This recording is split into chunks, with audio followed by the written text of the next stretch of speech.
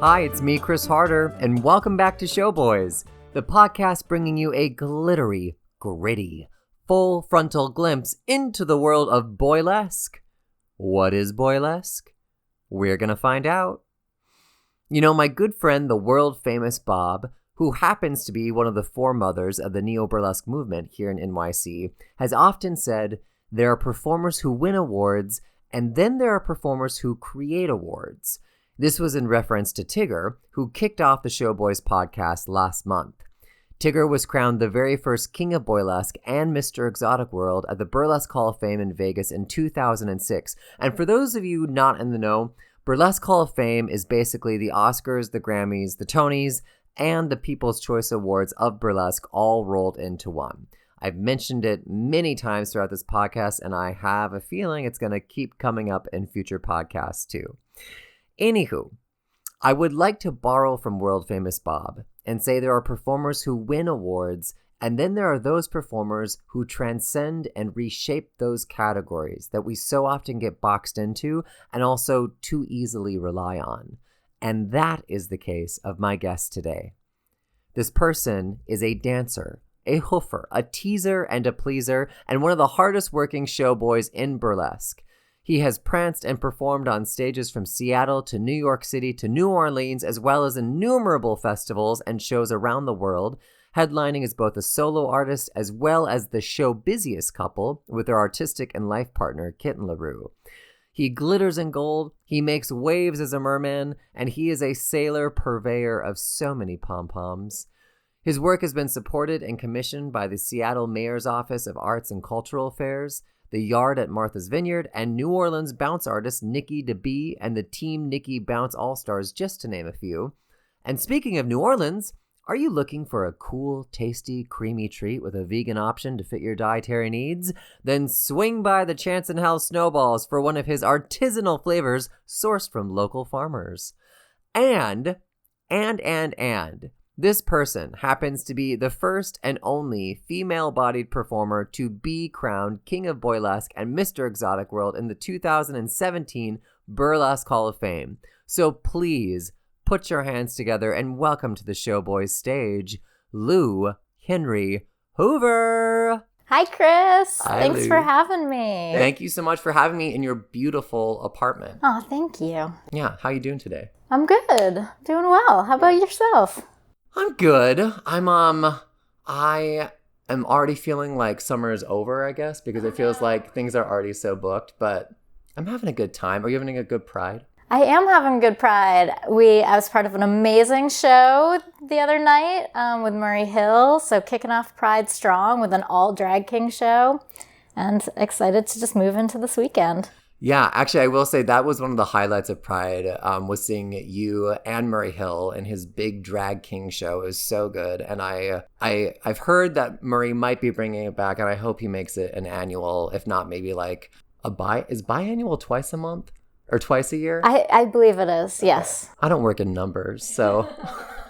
only up to 8. Yeah, okay, there we go. Like I was saying before I even hit record here, so I've interviewed, I think, 10 or 11 people so far, and you are my second person that I'm actually getting to interview in the flesh, so thank you again. Oh, thank you. I'm delighted to actually be in a room with you. Same. I have actually so many great memories of you and Kitten that I'm going to get into later, but... So I'm going to start a little backwards and go with your name here because I kind of feel like an idiot for not realizing that your name is also the same as Lou Henry Hoover, the former First Lady married to Herbert Hoover. You knew that, right? I did know that. Okay. But not very many people do. Yeah, what was the reason for choosing that name? You know, like many other performers, I did not expect to have a burlesque career when I chose my name. I was asked to be part of a show, and everyone else had stage names. And I, like many people, I think, have a very complicated relationship to the United States of America and the idea of Americana. And this was many years ago also. And a lot of my work, especially my early work, has to do with the disillusionment around this country. And having grown up in military family and a flag in the front yard, and with this kind of patriotism that there was a lot of disillusionment for me as I came into my adulthood. And so I wanted to have something that was kind of Americana-y, and I came across Lou Henry Hoover. I actually didn't know anything about her before I was looking for a name, and I related to the fact that she had this men's name that her parents, specifically, they talked about her father called her Lou always, and I grew up, my parents always called me Ricky, so I had a similar experience in that. And there's this amazing picture of her on horseback, and she just was kind of a revolutionary feminist for her time, and did it sort of quietly. Like, she pushed things forward for the role of First Lady, but I think she did it in a way that was sort of smart and of the time, and didn't give too much pushback. And sometimes that's a way that you can get a lot of stuff done. So I admired that about her. Yeah. From the little bit I read about her on Wikipedia,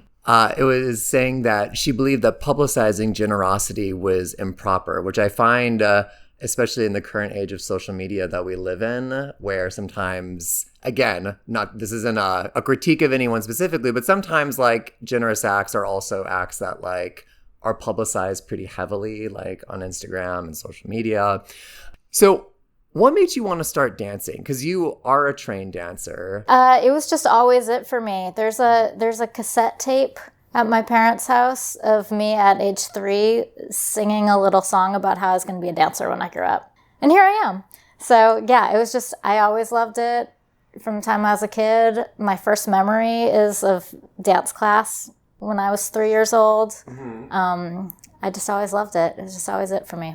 Yeah. And your parents were supportive of you being in dance? Yeah, they were so supportive. They were concerned about me not being well-rounded and put me in every activity to try to sort of compensate for the obsession with dance. Like, I was in baseball, not softball. I was in baseball.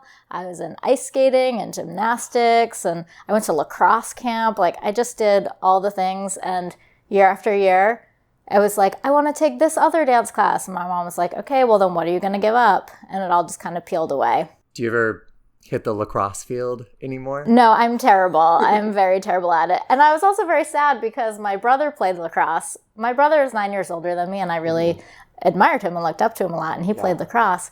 And so I was like, oh, I'm going to do this too. And then they gave me a girl's stick, and they're flat. They're not like a boys lacrosse stick. There's a pocket to keep the ball in so you can run around and smack each other and not lose the ball. Yeah. But in women, it's less contact is encouraged, and it's flat, and so keeping the ball in is more difficult. I was like, this sucks. My dad was a football, baseball, basketball, and golf coach. Wow. Speaking of well-rounded. Yeah, well, I tried all of those very briefly, but I have an immense fear of most balls flying at my face, so I did not last long in any of those sports. Oh, truly. I think I didn't understand. I heard the term keep your eye on the ball so many times, and then when I was in my 20s, I went to a batting cage as a lark, and I actually kept my eye on the ball, and I realized that for all those years when I said, I am, I was not. I was not looking at the ball. Yeah. So, yeah. Yeah. So I always say I do a lot of research on my interviews, and I do, but that also involves like just scrolling through people's Instagram. And I actually remember seeing this post a while back, but you got to audition and take class with Ann Reinking. Ann Reinking, yeah. Can you talk about that anecdote and that experience of working with her? Yeah, absolutely. I was deep into my love of musical theater at that point, and Ann Reinking had a summer program that she taught at and had amazing teachers at every year. And my parents, very supportive, brought me to New York to go to the audition. And I will never forget, I was in that audition, and there was a jazz portion and a ballet portion. And we were doing the Grand Allegro across the floor, which is the part where you do like big jumps traveling across. And I bit it. I hit the floor. The accompanist playing the piano stopped. Everyone just was staring at me. I stood up. I said, I'm sorry, and proceeded to try to disappear into the floorboards. And she said to me, Ann Reinking said, never apologize for falling. go again. And so I went back, did it again, and I ended up getting in. And it was really beautiful. I don't know if I would have gotten in if I hadn't fallen, honestly, because she just saw me taking that risk in that moment, that I was going so full out that my technique could not support it. Yeah. And I love that. Just like never apologize for your failures. 100%. I mean, we're going to talk about your rehearsal process later. I do think that you and Kitten are great examples of what it is to rehearse outside of just going to a stage to do a number. But truly, I mean, I think sometimes I learn the most from my acts when I have like unfortunate or unforeseen fails happening. You know? Absolutely. What's your favorite Fosse movie? You know, I would have to say that All That Jazz is my favorite. It's so dark and strange and like self-deprecating and also like so deeply egotistical. But I think that one of the biggest influences on me was actually Pajama Game. Oh. When I was a kid, maybe in middle school, I used to be part of the summer theater every summer. And that summer, the directors, it was kids from entering first grade through entering senior year. So, you know, it'd be like all the little kids were the townspeople and the big kids were the main parts, which must have looked hilarious on stage. But anyway, they asked me to choreograph the acts. And so we watched Pajama Game, the movie, a bajillion times. And I was so struck by how strange this one act Steam Heat is. It's the show within the show. And it's really like Fosse vocabulary. Because it's a show within the show, he really goes in and it's his own odd way of moving that we all think of as Fosse choreography now.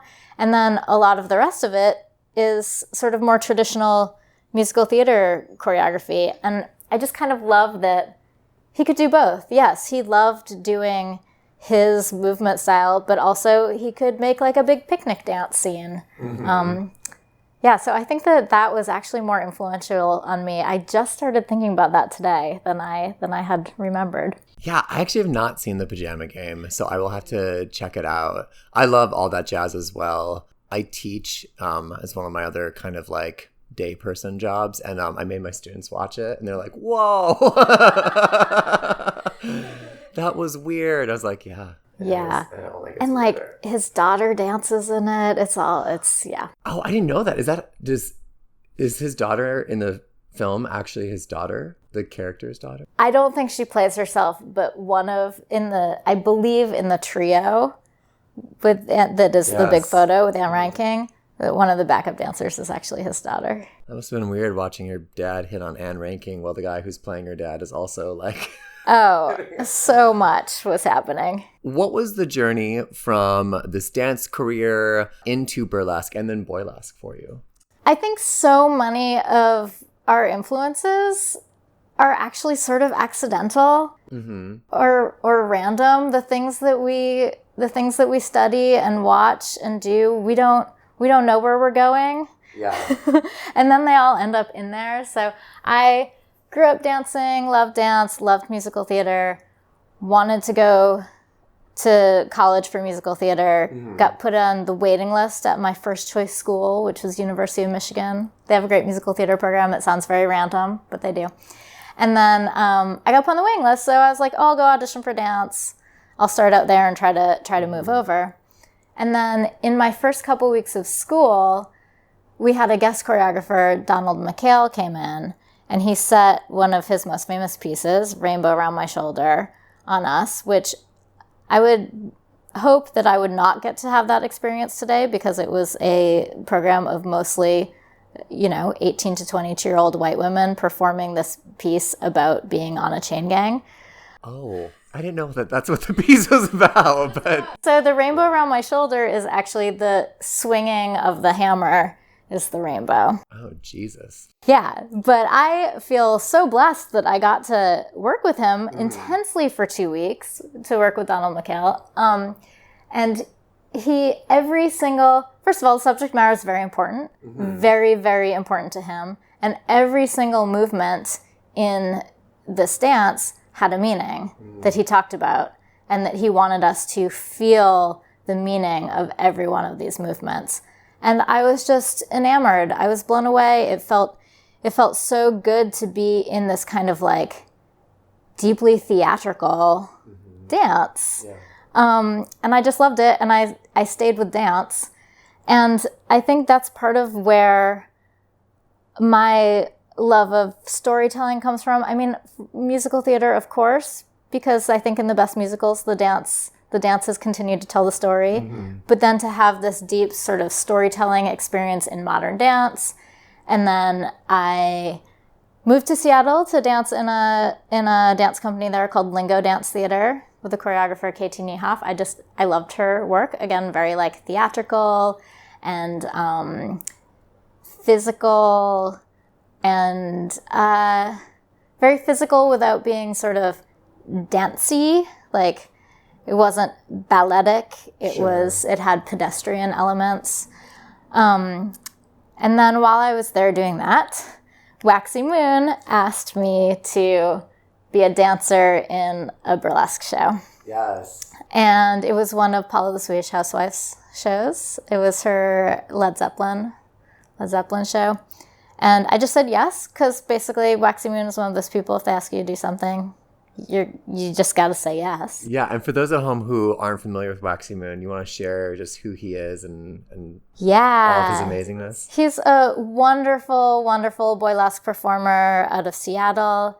He has a beautiful dance career. He lived and worked in New York for many years.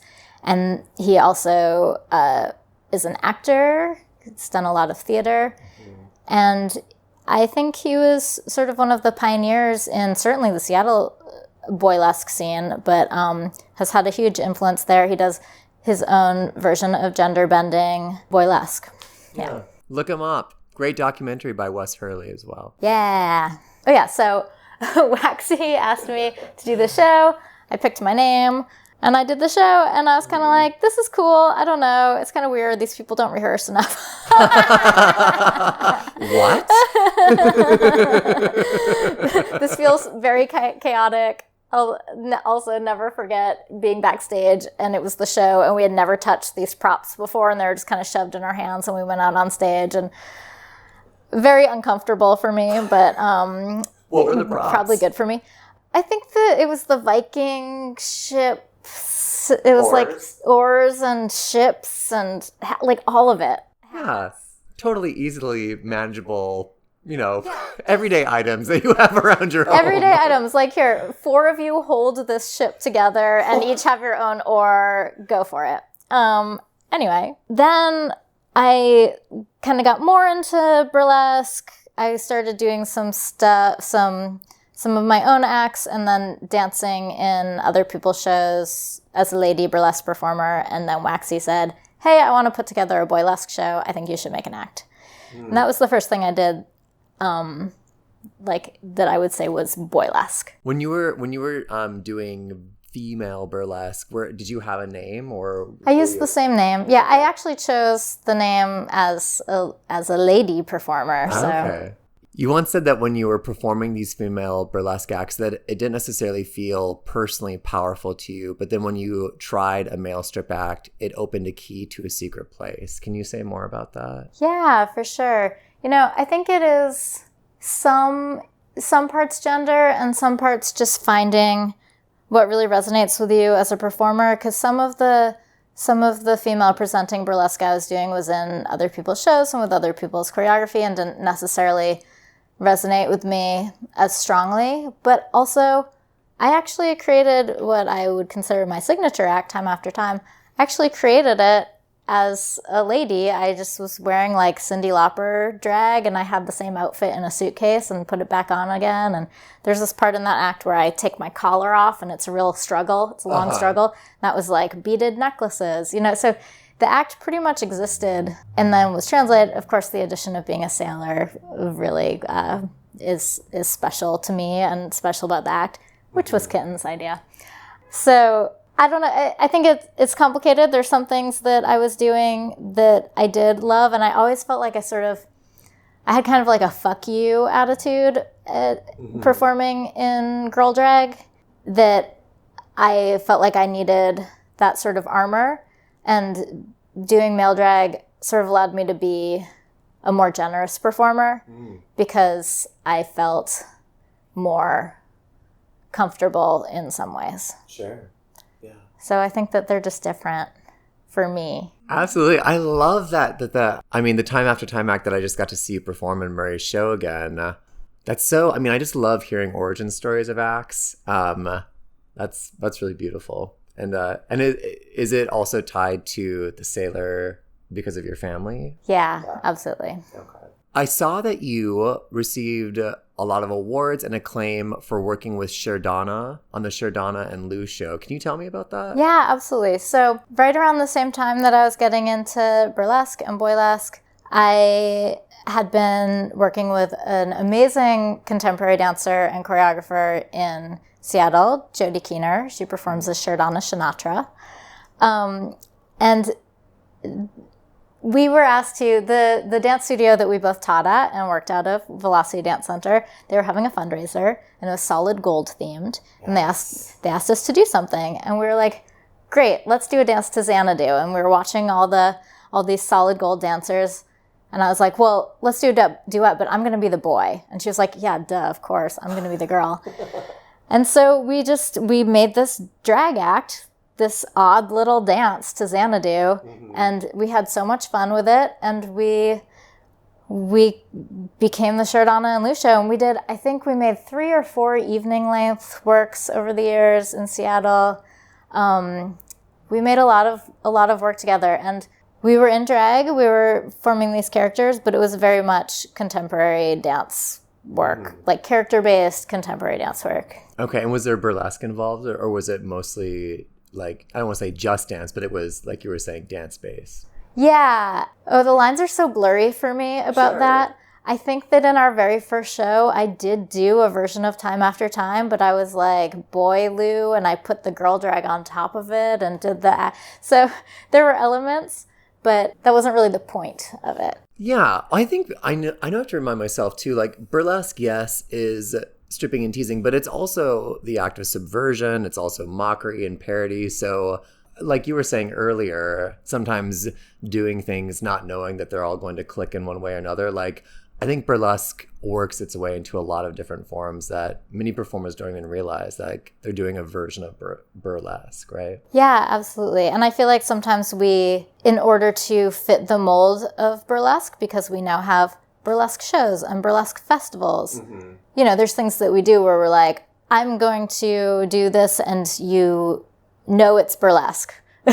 I'm going to take my clothes off. Right. My act is going to be 4 to 8 minutes. You know, it's going to fit into this frame that we've decided is burlesque out of a history, but also out of what we now have decided is burlesque because of the context we've created for it. Yeah, yes. Like you were saying, your work, especially when I watch it, like it feels definitely influenced by modern dance, musical theater. I love narrative storytelling, and I think you do that so well in all of your acts, as well as with your acts with Kitten LaRue. How else would you describe your aesthetic, and especially your persona as Lou Henry Hoover, if someone hasn't had the opportunity to see you? So, describing my persona, Lou Henry Hoover, I feel like it's interesting because the things that I know who Lou Henry Hoover is because he's a conglomeration of everything I've ever done as him. But I do sort of like to leave the word making about him to other people. Sure. Although there's some things that I'm interested in that I think are definitely always in there. The line between comedy and tragedy being very thin. He's very earnest. I am also very earnest. I think that's where a lot of the camp comes from. And the failure is just really trying to do something and failing at it I just love it. I feel like I relate to it and there's something beautiful about it. When I first started coming into drag, I was creating I had created a one-woman show, a one-person show, and there were 3 characters in it. And one of them, he was called The Little Boy Holding a Fish. And so it was this male character, and I had this chunk, this like maybe 10-minute solo I created, and it was to this really layered cello music. Mm-hmm. And so it was very dramatic music.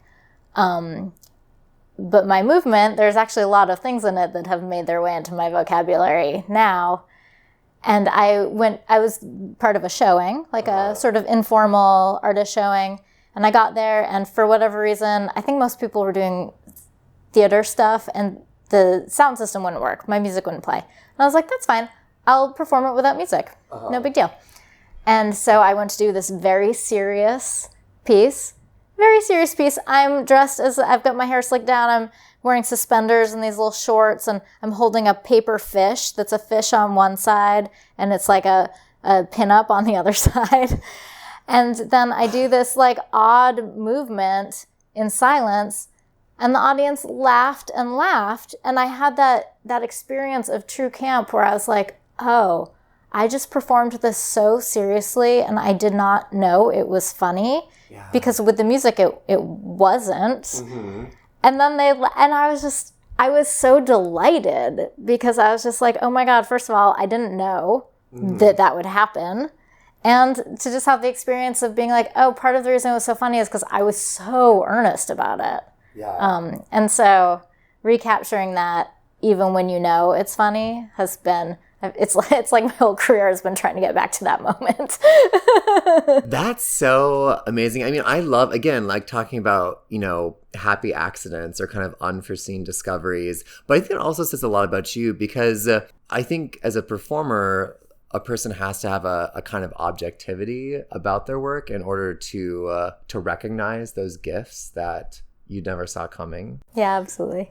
It also made me think, a lot of the times, and of course there's stripping and teasing in your acts, and I feel like, the balance between the strip and the tease, or like sex and comedy is something that a lot of people incorporate. But I think you especially also incorporate this balance between comedy and tragedy, which has which again, like elevates the form to a very different kind of resonance for people. You've been described as an earnest all-American guy who tries hard and fails harder. You kind of already answered this, but when you especially were creating Lou at the beginning, did you base him off of any male archetypes or men that you knew or anything like that? I didn't feel like I was, but looking back, like when I was growing up, I had photos of Gene Kelly and Fred Astaire and Donald O'Connor on my, like other kids had New Kids on the Block. I had these 8x10s on my wall. When I was maybe 7, my dance recital routine was, we were all sailors, and we were basically doing the Gene Kelly act from Anchors Away, where he's dancing with the mouse, but it was just, like 10 little girls in sailor costumes. But I'm just like, oh, I watched that so many times at that age, and I'm just like, that stuff influenced me and my drag so much.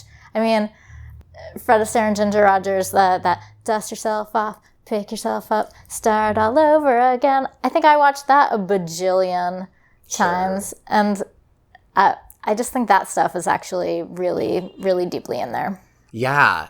Oh my God, yes. All that stuff, I think, imprints, especially I think on queer people in ways that, like, as an adult, I'm like, oh, right, it was that Barbie all along. There she is. Yeah. Well, so how did you meet Kitten LaRue, and what was the first act that you created together? Yeah, so she and I actually performed together. We were performing in other people's shows together for several years before we ever actually spoke to each other, which was very weird. I felt like I talked to everyone in this cast except for hers. I think we were studiously avoiding each other. Was there a lot of like tension, sexual tension? I mean, I think it was like it was very blocked out. Okay. But I do remember she hurt her ankle once and being very concerned and bringing her ice, but also like still not talking to her. Anyway, we finally hung out one night after the show, and I remember afterwards being like, I like her. My friend was like, yeah, me too. And I was like, no, I like her in a different way than you like her. But we went to, she directs the Atomic Bombshells, her burlesque troupe, and she had a summer residency in Provincetown and needed one more performer and brought me out there. And we had a summer romance, little showmance, and it just didn't end. Hasn't yet. Yes. That's beautiful, especially because I feel like showmances do happen quite a bit. I mean, especially in the theater, and then the show's over, and I mean, we thought it was over, but we got back to Seattle, and I was like, I want to go out to dinner. Yes. But so our collaboration sort of started right there because she does a lot of, she has a lot of influence on all the acts that go into her shows, even if they're, there's a lot of incredibly successful and talented performers in that troupe, and we still always, she gives a lot of feedback and helps shape those acts, which is very cool. I don't feel like we necessarily get that a lot in the burlesque world. Yeah, I feel like that's something, and I try to be conscious of it, and I think there's this idea that because as a burlesque performer, you pretty much have to do everything, that you then don't need to bring in like an outside eye. Right. I just want to say right now to all the burlesque performers listening, that's okay. Do it. Treat yourself. Yeah. It's like a little gift. It is a little gift. And I know every time I've done it, it reveals so much in a very helpful, caring way. Yeah, absolutely. I have pivotal moments in many of my acts that I can attribute to other Tansy gave me one little suggestion that super changed my King Midas act that I actually won Burlesque Hall of Fame with, Mr. Gorgeous. Those balls flying out of my bag is all Mr. Gorgeous. Really? Just like pivotal moment of that. He's like, what if the bag was full of balls? Like, yeah. So, I mean, like get feedback from people you love. Yeah. And so that first summer, because I hadn't really done a lot of work in the context of burlesque, Kitten really helped me to take some things I do and shape them into things that were appropriate for the context of that show. Sure. So we sort of started collaborating right there. And then we dated for several years before she let me into any of her other shows. And then the first act we made together was actually a wedding-themed act, which I suggested. I was like, what if we did a wedding act and you're the bride and I'm the groom? Oh my God. Foreshadowing. Yes. Wait, is that the one where you toast each other and then drink like cyanide, or is that a different one? That's a different one. Okay, that's our last dance act, which actually we made that very early, I think before we were married. And it was just a dance. There was no stripping involved. And there was no Drano involved. It started out as we were asked to do the exhibition dance, and there was a competition. It was a fundraiser competition. And, they always need one dance to kill space while the judges tally. And so we were asked to do like a disco themed. And so we're like, well, we'll do Last Dance, like, the most iconic thing. And then that little commission has turned into an act that we still perform all the time. Yeah, I've toured the world with that act. Yeah, I love that act so much.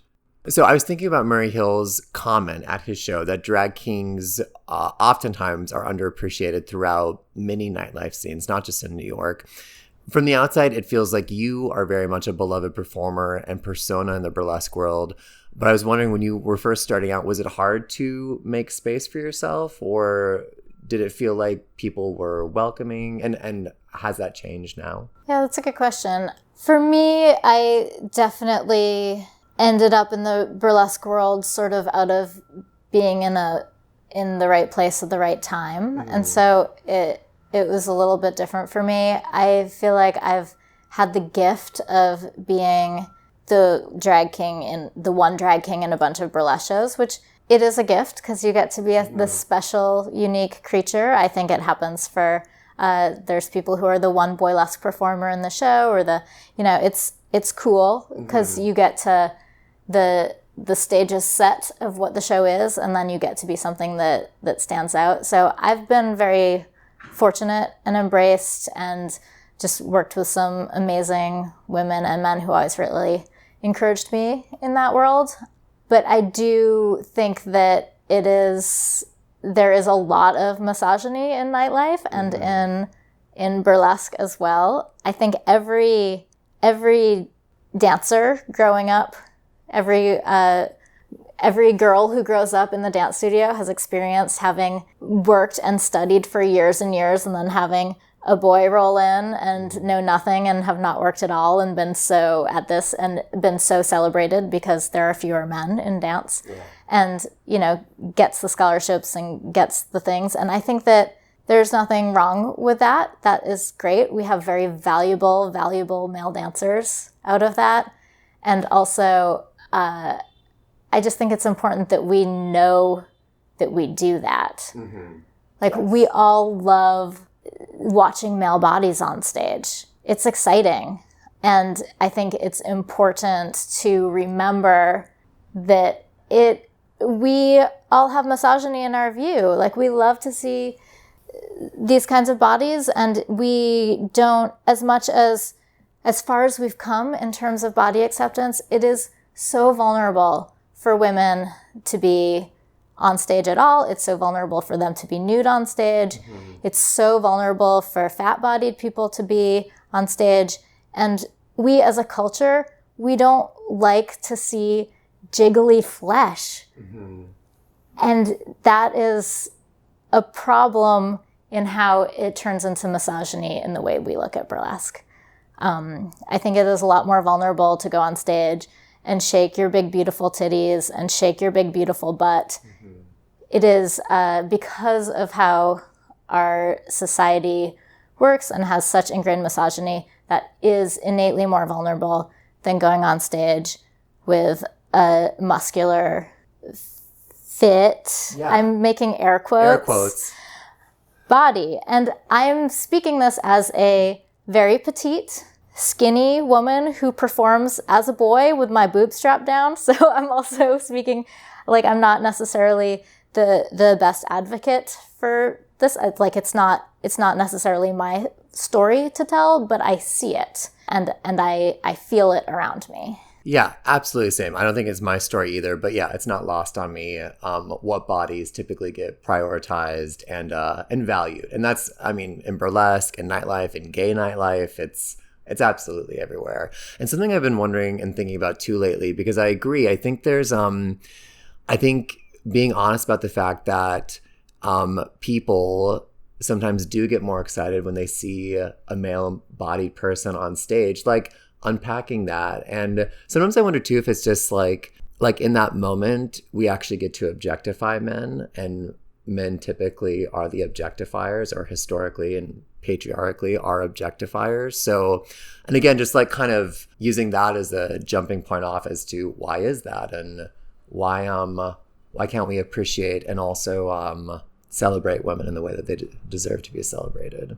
Yeah, totally. And there's something innately, burlesque, it's stripping. There's something innately, sort of, to go way back, sinful about, sinful and therefore, bad about seeing these naked women's bodies. Yeah. That doesn't relate the same way. It's actually not the same for male bodies. I don't think that we have that, it's evil. Let's go all the way back to the Garden of Eden. You know what I mean? Yeah. I just think that that's all in there in a way that we don't necessarily recognize why our excitement about some kinds of performance exists, and not to take anything away from that performance. Obviously I love Boylesque. I'm a Boylesque performer, but I think it's important to just recognize the history of what we're looking at and why we viscerally react to different performers the way we do. Yeah. Well, this feels actually, I'm going to skip around a little bit because it feels like a great segue. What do you feel then is a way that especially male-bodied cis male performers in burlesque can be allies and also supportive of other female, trans, fat, other performers who are not cis male performers? Yeah, absolutely. I think it's really important to continue to bring femme performers to the front of the lineup, like continue to cast like POC femme bodies and have them be headliners in your shows. I think that there's certainly a time and a place for like all Boylesque shows, but also like, what if we've had shows that are often like mostly women and then one Boylesque performer, and let's create that other dynamic. Maybe if you do already do a show that's all Boylesque, what if you have just one burlesque performer in there in one of those slots of that already existing show, and then she gets to be the special, unique thing. The way I've been talking about, I talked earlier about my experience of getting to be like the special, unique thing in this lineup. Yeah, absolutely. And also, I just feel like for me, I mean, and granted, there are shows like the Big Drag King show where like the appeal is coming out and seeing a ton of drag kings and like the spectrum of drag king performers. But also, like, the most exciting lineups to me always have, like, a variety of performers, performance styles, bodies, gender, race, et cetera, et cetera, et cetera. Like, yeah, absolutely. I mean, also, to me, that's a big part of just making a good show, is that your acts are different and they're coming from different perspectives and people who look different. It's a visual art form. Yes. Well, on that note, you are an incredible producer. I'm not just saying that, with your wife and partner, Kitten LaRue, which is really fucking hard when you're also performing in a show. I'm just curious, what have been some of your favorite productions to create? And what are some maybe practical lessons you've learned from doing all the things? Oh, wow. We do a big holiday show called Jingle All the Gay. I adore doing that show every year. We have built over the years an amazing audience, and it just really feels like coming home. And that show, I would say more than any of our other shows, it's a piece of theater. It's a fully scripted show with parody songs and some burlesque in it, but it feels like a big musical. And that is very gratifying to me. I like getting to do this sort of minutia storytelling within, but also telling a story throughout the whole thing. Oh lordy, how to be on the inside and the outside at the same time. It's difficult to not be distracted when you're performing by your producer. First of all, make sure you give yourself time to rehearse. You don't want to get down to the day of the show and be like, oh crap, I worried about everyone else and getting people in the audience, and then I forgot to worry about myself. Right. So give yourself some of your own time. And then it's a real tricky balance on stage of not being like horribly distracted by something's going on with the light over there and I have to go fix it, or I have to go talk to the stage manager, or like I'm furious at the sound guy for screwing this up. To just kind of be able to let that go, get yourself a good stage manager so you can just be like, fix that, and get back to being on stage. Those are my advices. That is there's so many things. Like, my background was theater, not necessarily musical theater, but using air quotes, straight plays. And there are so many things, like, besides rehearsal, like, oh yeah, stage managers, or like, I don't know, just like a crew of people and not just a bunch of, I mean, and this again, I think is also a testament to burlesque performers, but it certainly feels like more the norm when you're in a show that like it's kind of all hands on deck. So I guess if you're going to produce a show, do yourself a favor and make a budget for a stage manager. Yeah, I think it makes a huge difference to not be trying to wrangle every single element while you're on stage. Yeah. Let's talk about snowballs. What is it? I mean, I know what one kind of snowball is, but what's the kind of snowball that you're dishing out? And the snowballs I have expertise in. So a snowball is a New Orleans treat. It is very, very finely shaved ice with syrup poured over it. So people who live in the north might think it's like a snow cone. It's way better. The ice just melts in your mouth. The thing I think it's most like is Hawaiian ice, if you've ever had that. I haven't, but I was reading the descriptions of your ices, and some of them are like creamy, and because I always associate, like, if I want a snow cone, I'll go home and like crush a popsicle into a glass. But this feels like like much more of an experience of a tongue experience. I don't know. It should you should not have to gnash your teeth on the ice. Okay. Yeah. So you have Chance and Hell snowballs.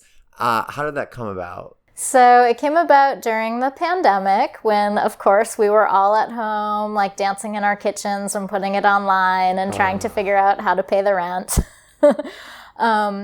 And Kitten and I had always kind of joked that if we ever got tired of touring the world, that we should open a snowball stand. It was a lark, but we were like, well, now that we're here, we're like, should we make snowballs just for our neighbors?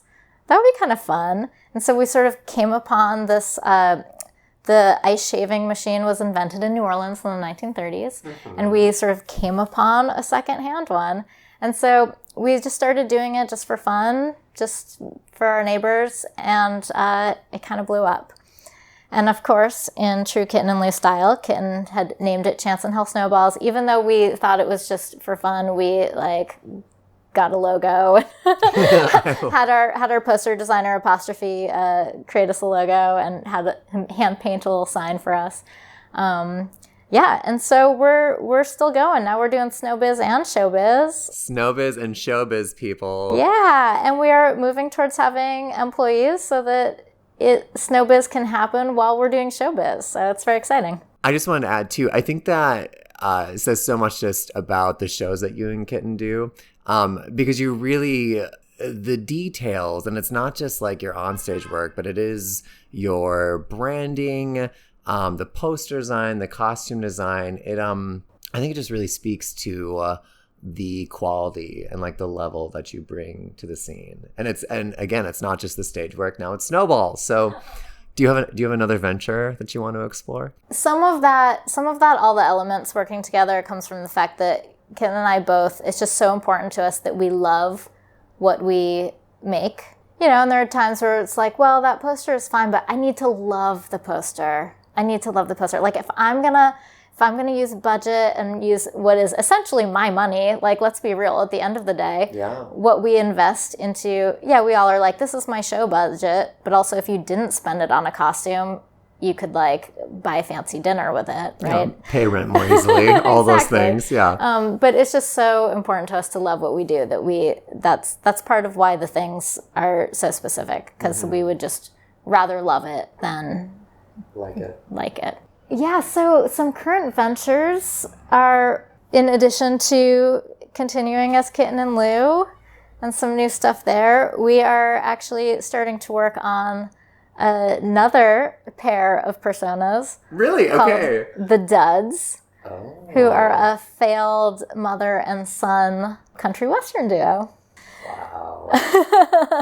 So that is fun, and some of that comes out of, it goes back to country and Americana, and Kitten grew up in the South and all of that. It also comes from the fact that when we walk around the world, every time we go to the airport, the people at the airport ask Kitten if she's traveling with a minor. Oh my God. It's when I put on a backpack, it really... Sure. So we're just going to take it to the stage, mother-son. Wow. You also look really young, too. Well, thank you you so have much. Great skin. You've lived and worked between New Orleans, New York, and Seattle. If each of those burlesque scenes was a snowball flavor, what flavor would they be? Okay, I'm going to say New Orleans would be nectar cream, which is the classic New Orleans flavor. It's almond extract and vanilla extract. The snowball is pink and a little bit creamy. It's delicious, and it tastes like nostalgia, like childhood. I would say New York is our pistachio lemon cream, which is so good, and I think it's our best snowball flavor, and it is also so much work. Oh, It's like too much work to do very often. Sounds like New York burlesque. Yeah, exactly. So that's that one. And Seattle, it's just got to be coffee, right? Okay. Oh, of course. Also, that's the only reason everyone in Seattle hasn't already jumped off a bridge is coffee. Right. It's keeping them going. Coffee keeping us alive. What are you doing for Pride? Do you have any big Pride plans, performance, or just celebrating wise? Mostly just celebrating. Yeah. Yeah.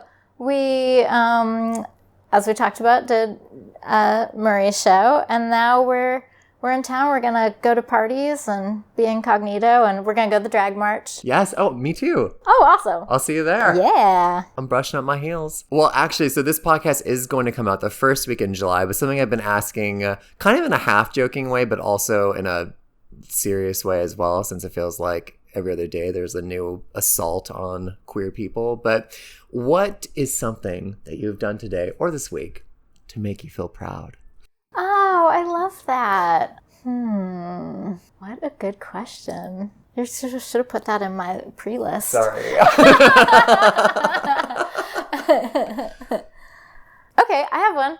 Yeah. So one thing that I have done this week to make me feel proud is tipped really well at a restaurant, because lesbians, we have a bad rep for being cheap, which comes out of a history of, if you're two women and you're making less money, it is two women often have less money than a man and a woman, or two men, or I'm being so binary right now, but no, that relates to what I'm talking about. But anyway, tipped really well in a restaurant, made me feel proud and good and like representing well.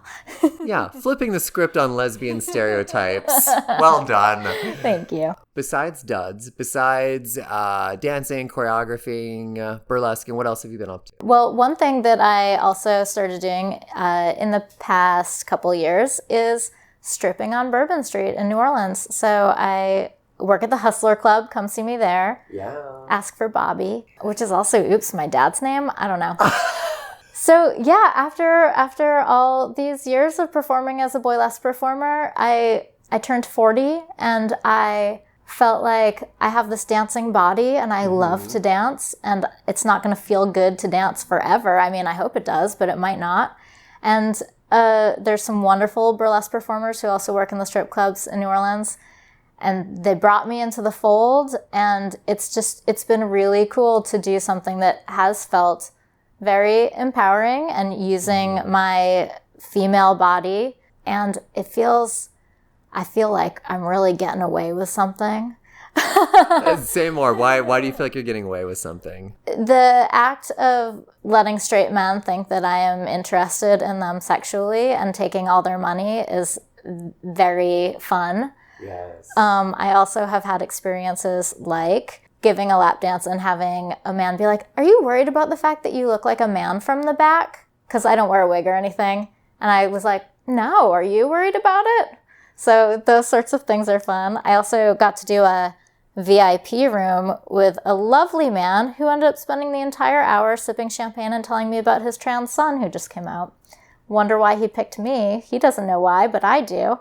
Right. So it's been really cool. I feel like I've infiltrated the space. I mean, there's lots of gay lady strippers. There's lots of queer people in that world. But to get to be part of that history and that sort of undercover moment where you're sometimes feel like you're doing some good, sometimes you're just like taking money from some a-holes. So it's been pretty cool. That's amazing. I was actually going to ask you about, I guess, incorporating, or if you feel like you do incorporate like a sense of the erotic as Lou Henry Hoover. Because again, I think the body stripping on stage is erotic, but I know that when I perform, I always think about the jokes first. And it's actually really uncomfortable for me to go into like the more like slow burn smoldering stuff. But what is your... Oh, I totally hear that. You're so sexy that I'm surprised to hear that. But I understand that. I feel like it took me a long time to be sexy on stage in Boylesque. It took me a long time to get comfortable with that, which again is so weird because this form is referencing stripping. The point was to be sexy. And of course it was also like comedic and glamorous and these other things.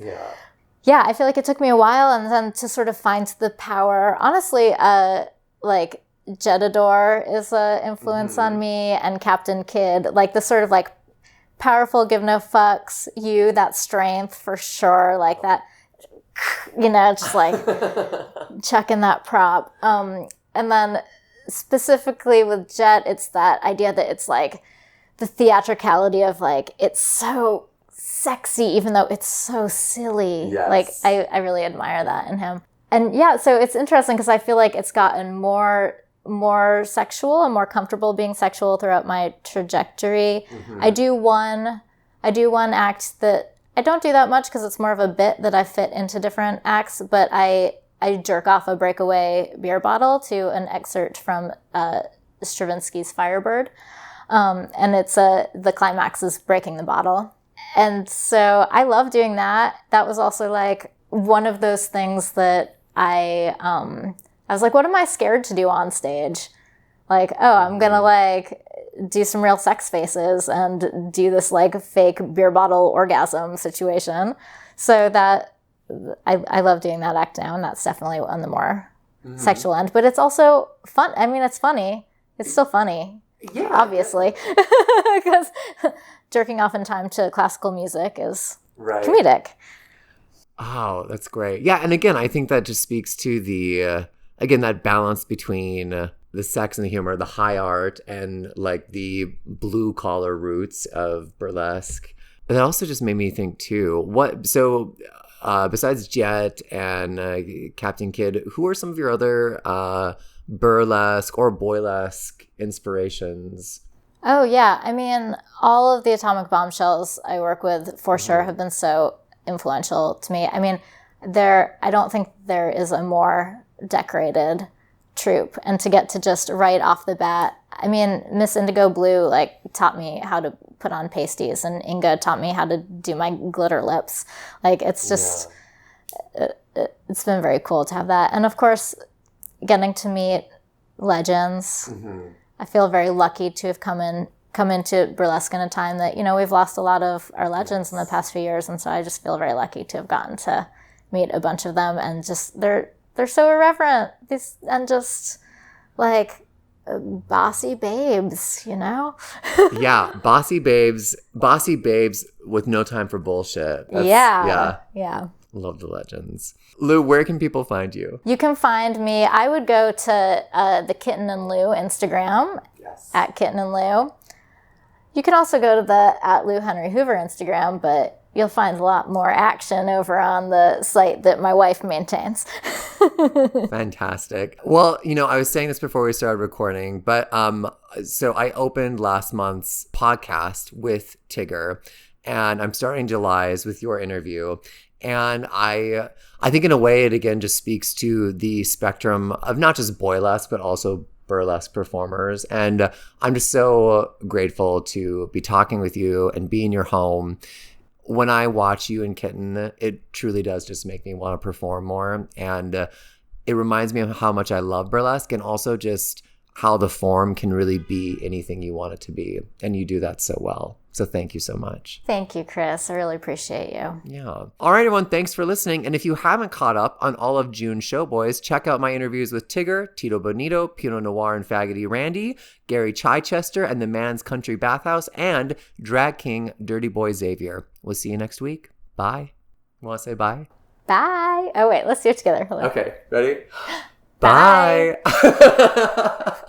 Thank you for listening to Showboys. If you enjoyed this episode, please like, subscribe, and leave a review wherever you listen to your podcasts. And if you didn't like it, you are a whore, darling.